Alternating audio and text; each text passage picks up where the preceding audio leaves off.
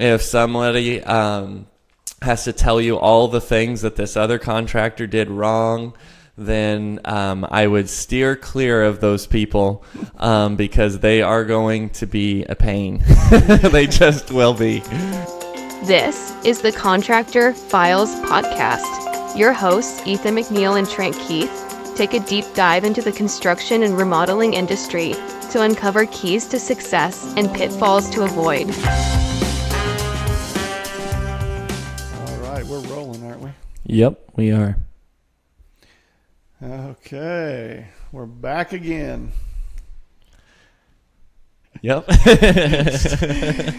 We're talking today about red flags of homeowners, right? Yes, yep.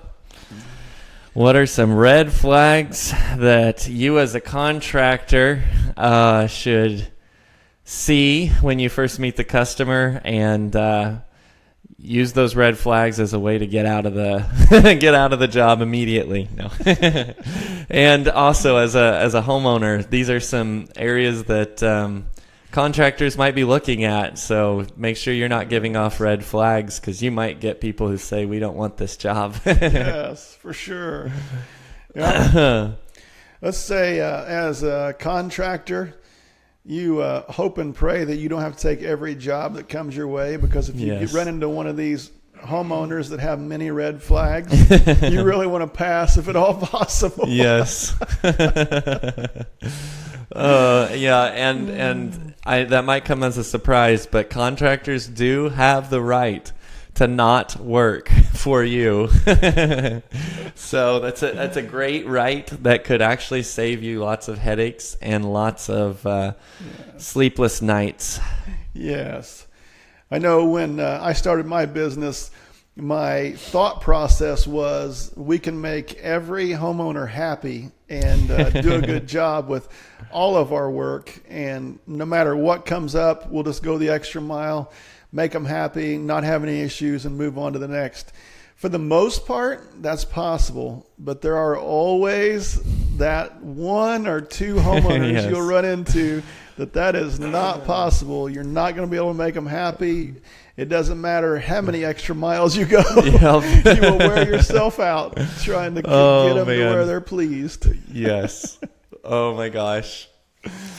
Yeah, so many funny stories come to mind when you're saying that. They weren't funny at the time. Oh, we're getting a phone call. They were not funny at the time, but they were funny to me now. Yeah, that's right. I guess I can jump in first. So this is actually something. This is not an order of importance, because this might not seem like a big deal, but red flag as a contractor, when you go to a homeowner's house and the homeowner says, I could do it myself, I just don't have time. That means that they do not value what you bring to the table. You are literally just a secretary that's doing the meaningless work that they're too good for. That's how I interpret that statement. And what ends up happening more often than not when someone says that, when a homeowner says that, is that they argue with your price. And they say, it shouldn't have taken that long. I could have done it myself. And to avoid that irritating conversation and that maybe even not paid bill that you gave them, I would first off make sure you make it loud and clear when you hear that statement. Well, this is not going to be a cheap fix. Now, I don't know if you should say that, but you need to address the elephant in the room, that they think that they could do it just as easily. It's just they don't have time. You might as well just say, go ahead and do it. Yeah, that's right. I'll tell you what, I'll do your job because it's probably a piece of cake, and then you can go ahead and have the time to do this. Yep. That's right. That's a good one. Okay, I think my first one's going to be real plain and simple, and everyone's a little bit different with this. But as far as we were concerned, we had one day a week that we did not work, and that was Sundays. So we worked Monday through Friday for the most part, and then we worked Saturdays when need be. And obviously, depending on the job, there's Saturdays that you do have to work. But we did not work on Sunday. So if I had a potential client call and the only day they could meet was Sunday, then that was my red flag of you really need to find someone else, because that's the one day I do not work. Yes. So if you have, I don't care if it's Sunday, Saturday, whatever your day is, you got to have one day a week that you do not work. And if the customer/client can only meet you on that day, then they're best fitted with another contractor. Yes. Yeah, because it shows they don't value your time and your schedule. Yep. They want you to work around theirs because they have to work. They're not taking off work to meet you. But yeah, you need to take off your holiday or your time off and meet them. Yes. Oh, yes. Yep. So funny. That's for sure. What's your number 2? So let's see here. Got several. I say numbers. I don't have mine in order, but I don't do either. have, I'm jumping around. A list of them. Okay, yeah, this is a good one.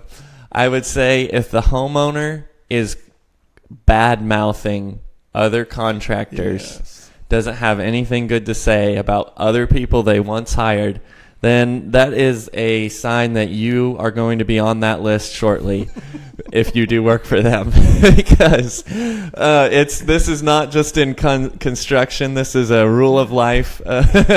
When somebody is bad-mouthing other people and that's all they can do, then you are also going to be bad-mouthed by them after they don't need you anymore. Yes. So that is a red flag.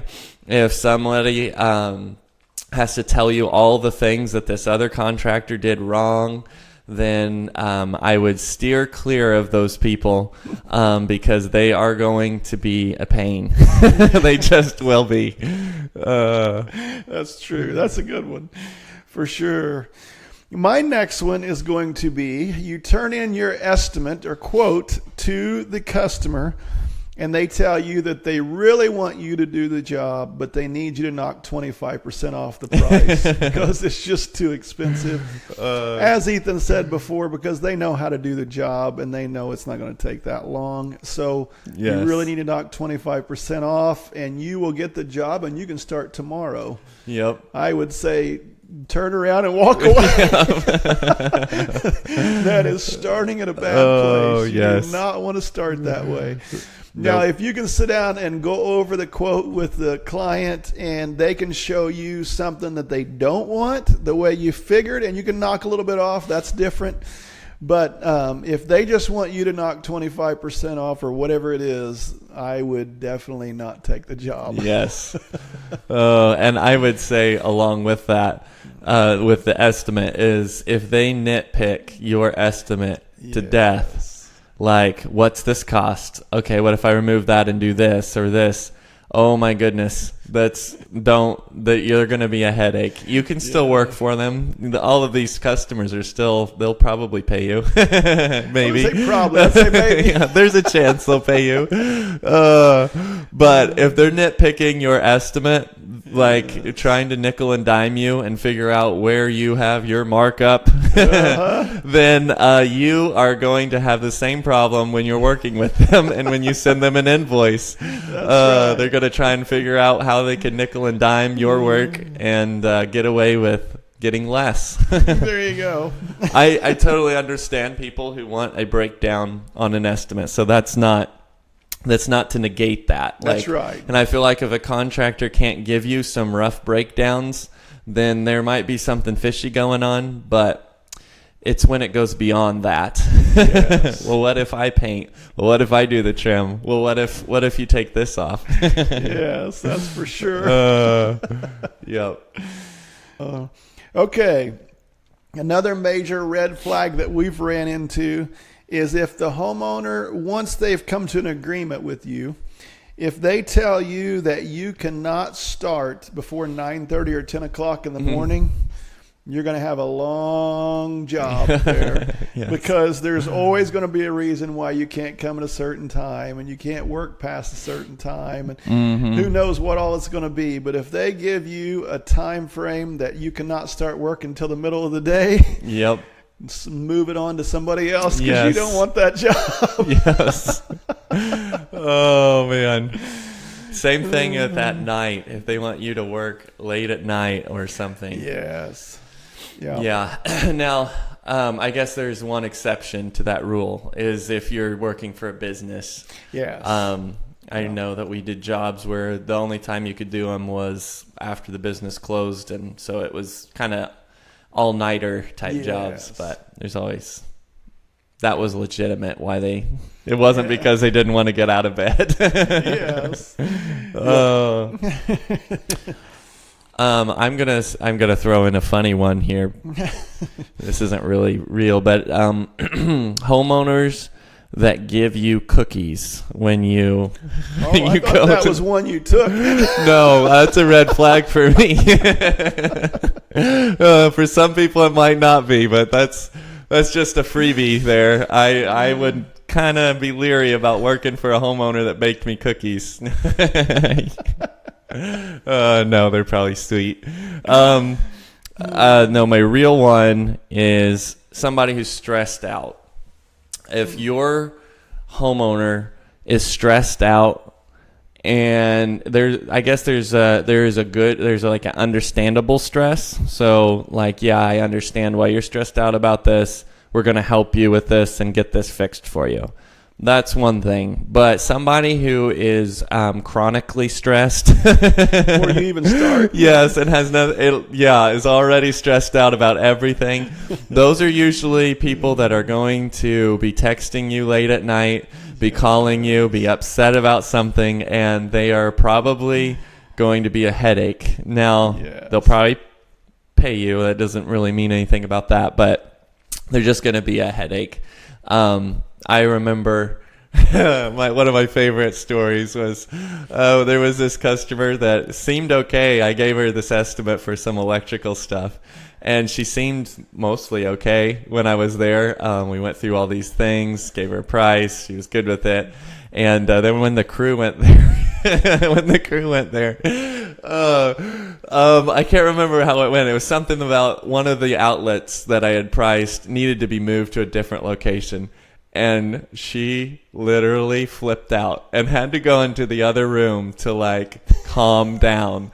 And I remember the crew member called and was like, what should I do? I can't remember if it was you or me who told her, you can just leave. Pretty sure that was you. But if a homeowner is so stressed out that they need some alone time to deal with something really small, that is a red flag. Oh, man. Oh, that's for sure. Yep. I think another one that you'll run into is if a homeowner tells you, yes, we really like your estimate, we're going to go with you, but instead of it taking a month to do our job, you have to have it done in 2.5 weeks. Mm-hmm. If they give you a hard deadline and you know it's less than the amount of time that you have estimated to start with, do not proceed with that job, because all you're going to do is run into problems.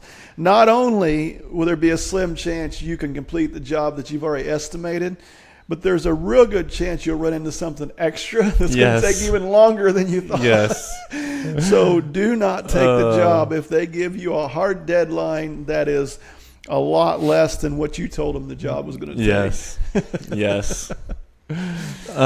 Another red flag is if the client is excessively dirty. And I don't just mean them. Hopefully they've showered, but the environment that you will be working in, if it is excessively filthy, that is a red flag. For one, your crew is probably going to hate you for taking that job on. But it's not that it can't be done, that work can't be done, because some people just live in different standards. Trying to be nice here. But you can still work for them. Just keep in mind that when there is a project, when the homeowner's dirty before you start work, they're going to be dirty during and after. So your before and after photos are probably not going to be the best. And you are probably going to need to add just a little bit to that quote for the conditions you will be working in. So it's not in my opinion, it's not a don't work for them, but it's definitely a red flag of I need to keep in mind that this is probably going to require a bonus to my crew for working at this location. When we laugh, but you know how many times that happens? It's a lot. Okay, another one I'm going to bring up is if you are talking with a homeowner, it doesn't matter if it's your first meeting or the meeting when you're getting ready to start the job, doesn't matter when it is. If their favorite topic is about them suing someone about something, make sure you do not work for them. Yes. It is very common for homeowners to be very proud of lawsuits they've placed towards people, companies, whatever be the case. And if they want to tell you about that before you started the job, look out, because you'll be on their list once it's all said and done. It doesn't matter how good of a job you do. That's just their mindset. They've got to sue people for some reason. They may not know why yet, but they'll get there. Those are people that are repeat offenders. You'll probably be on that list. I honestly, the people who are good to work with will not sue. Like they'll just put up with it. They'll fire you and then move on. But like those are more reasonable people, I think, in my opinion. Yes. Yes. Oh. It's kind of like what we talked about before when we said, you know, as a contractor, you need to listen and try to hear what the customer wants. It's the same way when you're trying to bid a job. If you've given the client ample time to explain what they want, how they want it, all their details, and then they do not care what you have to say or why something could cost more than something else. If they don't want to hear your point of view as the contractor, then you probably don't want to do work for them because they're not going to want to hear what you have to say through the whole process. Yes. Yes, for sure. If they argue with you and then before you even start the job. Oh my goodness. Yes. Yep. That's for sure. Let's see. I had one more. Oh yes. This goes back to your estimating. I should have said this back with the estimating. When you give a client, almost always a customer is going to ask for a ballpark figure when you're at their house. That's just like the default reaction that people are told to do. Just don't do it. Yeah. It's like in kindergarten, they're taught whenever you have a contractor, you have to ask them for a ballpark figure. Yeah. My favorite though is there's this one customer in particular that I'm thinking of. And this person wasn't actually a bad customer, but they were a little bit of a pain every time we invoiced them. But they asked for a ballpark figure, and I remember our policy was basically to never give a ballpark figure, but I think I messed up and gave one. But I just said, I don't know, and they sweared up and down, I will not hold you to this ballpark figure. I know. I just need a rough idea of what you're thinking. So I said some number. Well, then we got back to the estimate, and lo and behold, I forgot to back at the office and did the estimate, and I forgot something, and it was more. And so I emailed it to him, and he was mad that it was more than the ballpark figure. And he wasn't going to remember. He didn't remember. He remembered that number, but he didn't remember that he said he wasn't going to hold me to it. Oh, so what was that? A red flag. Oh, a red flag to if the customer is upset about your price as an estimate price, and what you guys discussed there, and the disclaimers you gave them verbally, then that's a red flag. Yes, because they're probably going to be upset when you invoice them. Definitely. I've got another red flag that does not mean that you have to walk away from the job, but I would be very cautious, and that is the homeowner that has a pet in the house that repeatedly tells you the pet cannot get outside, whether it's a cat or a dog. Do not let them out. They can't get out. They're not used to being outside. They're only used to being in the house. Don't let them out. If you have a crew of any kind and you do a job like that, you will end up hearing that they're chasing that pet down the street because it got out somehow. Sparky. We had that happen more than once, I believe. It's just, you're just going in and out so much trying to do the job. It's easy for a pet to get out between your legs or a cracked door or whatever. So I would be very cautious of a pet that cannot get outside. Yes. Oh, pets, there's so much liability in pets. If you're a contractor and you have to deal with any type of babysitting for a pet, like that is like, I don't even know if they have an insurance policy for that, because it's not just a dog. If something happens, buddy, you're going to be in major trouble, and the person who never sued before in their life might come suing you. I would definitely steer away from watching pets.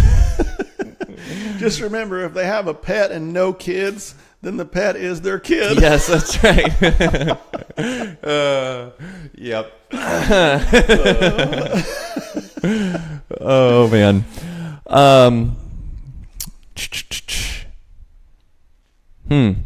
Going down your list. Does that mean you're at the bottom of your list? Yeah, I only had one more, but go ahead. Did you have another? I'm thinking. I didn't have any more on my list, but I was trying to think if another one would pop in my head. Well, this one is hard to figure out when well, no, that's not true.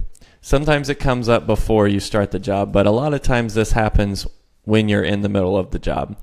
And it's the customer who changes their mind all the time.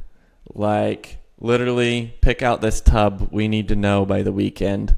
And they go back and forth. They are up all night. They cannot make a decision about that tub.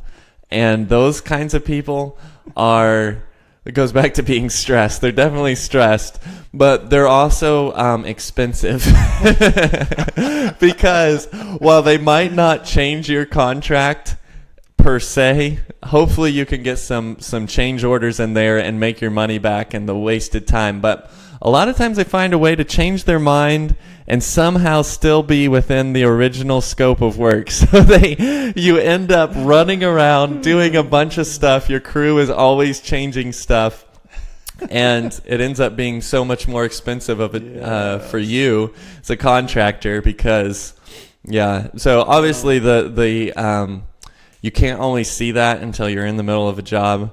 The best case scenario is to every time they change their mind, here's a new work order, change order. It's going to cost you $50. We got to get this different stuff. And you know what? That might help. That might help cut down on their changing of their mind. But literally, those people they're always more. The job always takes longer. Yes. Your crew puts something in, and they have to change it 5 times before it's just right. Yep. Those are. Fun. That kind of goes along with the last one that popped in my head while you was talking, and that is if you're trying to bid a job and you find out that the spouses cannot agree on anything. If they cannot agree what colors, what type of flooring, what type of cabinets, it doesn't matter what it is. If they're arguing back and forth and they can't come to an agreement, do not get in the middle of that because it'll be that way the whole job. And you're trying to figure out what to get. Just like Ethan said, you may have to make 5 trips to the hardware to change something that you picked up because they can't decide. They go back and forth on who's going to make the decision. So if they do not get along with each other and are able to come to an agreement, then they're not going to get along with you and come to quick agreements on stuff. Oh, there are some funny marriage setups. Some really funny dynamics that go on. Yep. Oh man, there's honestly sometimes the easiest is when one is just very dominant. The Yes. wife or the husband, they're just very dominant. Like they're going to make all the decisions, and the other spouse is just like whatever. Yes. That's not actually that bad, but That's there's some funny ones out there. I remember some of the ones that like so and so handles all the finances, so send the invoice to them. Don't let them see don't let the other spouse see the bills because they just freak out about that stuff. Yep. What? That's exactly right. It's true. Oh, it's so funny. It is. And then you have the situation to where one of them are like the decision maker for certain parts of the project, Yes. and then the other one's the decision maker for the other parts of the project. And you have to know which one to talk to for each part. Yep. Which that's okay, but it's funny. Yes, it is funny. Oh, I guess whatever makes them still stay together through the construction process. More power to them for That's right. their funny dynamics. Yes. There you go again. That brings me to another topic, makes them stay together. Yes. If you have a couple who seem to be on the verge of divorce, Yeah. do not do a major remodel my for goodness. them. They will not make it through. If they can't Yes. get along before you start, they're not going to get along during Oh the my process. gosh! And you're not going to get paid. That's right. There will be unless someone is just rich and merciful. Oh man. Yeah, the project will be incomplete, and you will get paid. Oh, yes. There we go. So what should we call that? The quick and dirty top 10 of red flag customers? Yes.